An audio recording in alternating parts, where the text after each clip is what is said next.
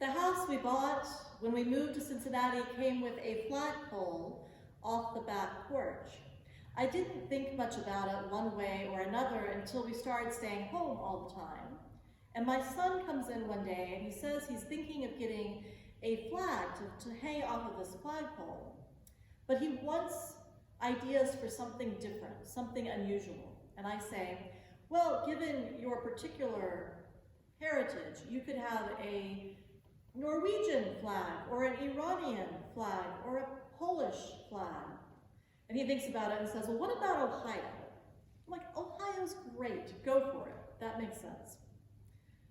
Not so long after that, he comes to the house with a bright blue United Nations flag.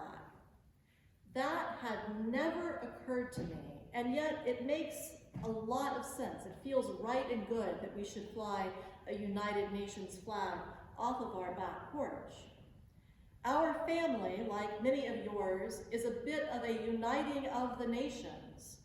Our faith holds as a key principle the goal of world community with peace, justice, and liberty for all.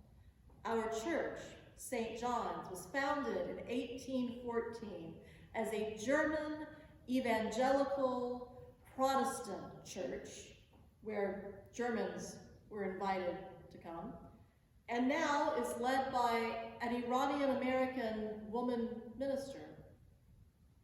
And for the past nigh on 3 decades, St. John's has had a partnership with a church in the Transylvanian region of Romania where the people are primarily Hungarian. So, yes, I think the world might be getting smaller all the time, and we are sort of a uniting of nations everywhere we go and everything we do.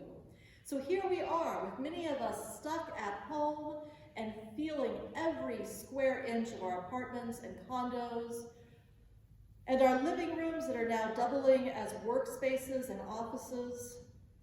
Here we are in a history and a habit of worldwide kinship and friendship, and if not personally, then through this congregation's promise to its partner church, or maybe through your own ancestral roots in your own family tree.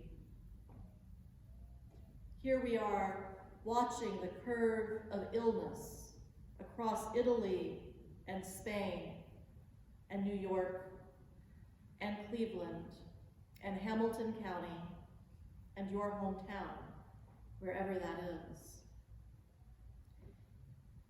And these days we might wonder what it means to be a worldwide community. I remember reading somewhere that we can really only hold about 100 people in our heads and hearts at any one time. And some days I think 100 people, that's far too many people for me to be concerned about. And some days I think 100 people is the very least we can do. It barely scratches the surface of care. But if we don't think about the numbers of people, but instead we think about experiences and stories and moments shared, maybe we can understand this world as being both really, really, really big and really intimate at the same time.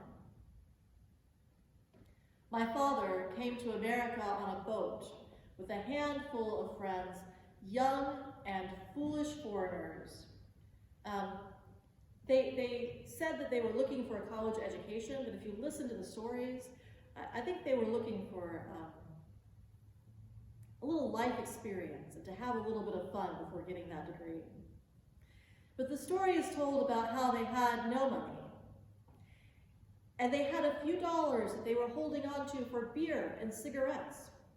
But they made a mistake, you see. They trusted my father with the money, and they gave it to him, and he absconded with it and went not to the liquor store, but to the grocery store. And he came back with bread and jam so that they could eat.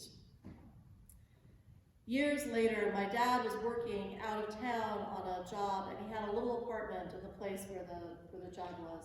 He was a civil engineer. I was in college, and I went to visit him in that little apartment, and he had nothing. I mean, it was mostly empty space. And I said, Dad, how are you surviving here with so little? And he said, what do you need? He said, I need a place to sleep, a place to work, a pot to cook rice in, a pot to cook something to put on the rice. That's all I need. I'm not really sure that my inventory for what I need would mirror what he needed, but I take his point. We really do need far less than we think we do. We can live without the extra this or that in material goods, but we cannot live without community. If nothing else, we need people to break bread with and someone who will bring the jam to sweeten life just a little. In the partner church, they have a saying that I have often repeated. It says, the most radical thing we can do is introduce people to one another. The most radical thing we can do is introduce people to one another. But the other radical thing we can do is to work to keep those relationships healthy and well. We can pray for one another. We can serve one another. We can work for a just world that will take care of one another. If you listen to the Carrie Newcomer song before listening to this reflection, you will have heard her sing, will you be my refuge, my haven in the storm? Will you keep the embers warm when my fire is all but gone? Will you remember and bring me sprigs of rosemary, be my sanctuary till I can carry on? Obviously, she doesn't mean this literally, but poetically, which leads me to ask, what does it mean to be sanctuary, to remember, to keep our embers warm until we can meet again? If I know you who are taking time to watch this message, you already know the answer. You know what it means to hold another in your heart. You know what it means to listen for their best voice and to take the care to use your best voice. To remind each other that the good which sustains us is not dependent on any individual action or the events of any given hour. The good that sustains us, the good that carries on, is that which will not fail. It is the holy that transcends and dwells in each and every one of us. Remembering, remembering, calling the members back into community with each other. And this remembering really does not need a physical building or a clasping of hands, although those are good. And I really am looking forward to getting back to it. But deep remembering is an act of the heart and of the soul. Deep remembering, that deep work of calling back together, that will happen through whatever means we have available to us. Our spiritual task of being sanctuary for one another means caring near and far, deep and wide. We were made for this spiritual work. It is in the united ethnicities of our blood and our gathered community. It is in friendships that cross all sorts of borders. It is written in our humanity and always has been. And if we tend to that instinct for being sanctuary, then we learn that beloved community, by its very nature, transcends our limitations. But the work includes being honest about what we have and what we need. When my father was a young engineer working in rural Iran, the people wanted him to meet the wisest man in the village. This man was respected and adored. And when the day of meeting came, my dad tells the story of how he wore his best suit and how he polished his shoes until they shone. And the driver, the construction worker on the project, was a very nice guy. The driver was very excited, and all the way there he kept telling my father what a great man he was going to meet. And my dad tells of his surprise when they get to the house of this great man, and it is nothing but a mud hut, and the wall around the garden is made of mud bricks, and the floor inside is clean, swept dirt, and the man who greeted them was every bit as gracious and warm and wonderful and wise as everyone had said he would be. That meeting changed my father, and my father's telling of the story changed me, and I am reminded that the most radical thing we can do is introduce people to one another. The most radical thing we can do doesn't stop because of this isolation of coronavirus. We have the means to remember the community. We have the means to keep making those connections, to keep introducing people to one another, and maybe it is just as important now as it ever was.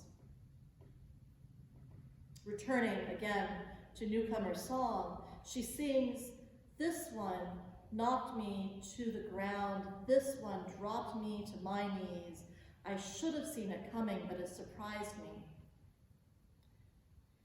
In a state of true believers on streets called us and them, it's going to take some time for the world to feel safe again.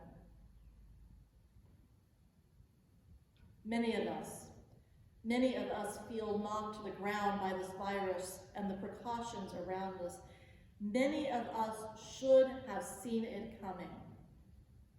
And yes, on the streets, in a state of true believer on streets called us and them, it is going to take some time for the world to feel safe again. But if we know what we need and we share what we have, then we can get a safer world far sooner than we know. And it begins today. It begins with care for those who are essential workers and patience for those who are feeling stuck at home. It begins by recognizing that we can have a culture, we can have a society that expects, demands, and creates an economic system with a smaller gap between the haves and the have-nots. We really can have a world where our essential workers, our teachers, our grocery store workers, our restaurant workers are paid fairly. Not to mention our nurses and our first-line healthcare workers. It begins in the smallness of our own little world, and it begins by holding the whole world in your heart. And I have every confidence that everything we've done as community for the last 200 years, if not 2,000 years, has prepared us to hold the world in our heart until we can meet again. Be well, my friends.